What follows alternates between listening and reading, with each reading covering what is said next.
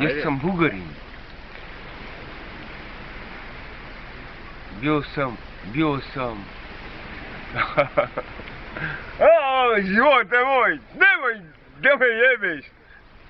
Ime je Gaci, zvani Gaci. Gaci, šef toalet. Na? Šef toalet. Na Svetom Stefanu, jel tako? Na Svetom Stefanu. Ispred veoma jedne ozbiljne firme Aman Resorts, jel tako? A evo naša firma. Aman Resorts, jel tako? Evo. Dobro. Šta hoćem, brate, mili, nema gdje. Ja sam pravi majstor. Glavni majstor. Univerzalac. Ali evo, zbog turista...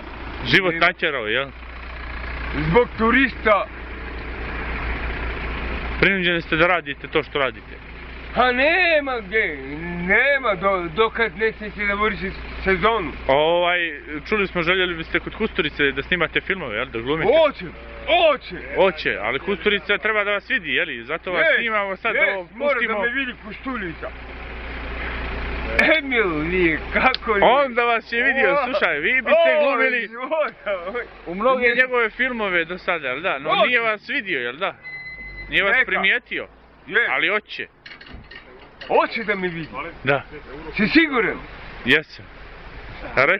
Reci mi još ovo. Da li, kakvi su gosti, kakvi su turisti, plaćaju li tamo redovno? Plaćaju li WC? Neko je plati, neko je ne plati, ali kažem, staj, pičko ti mater, staj, plati. Plati što mi treba. I meni treba para, ja moram da uživam, moram... A odakle su turisti većinom?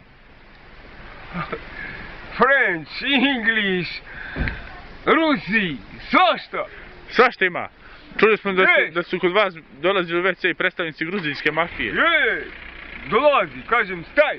I njima kažete staj. Kažem staj, plati. Imaš para. Možeš. Nemaš para. Napred. Napred, Gaci. Napred. A gdje ćeš ti da snimaš filmove? Gdje kaže Košturica. Kosturica. Kusturica. Gdje ga? Prate filmove.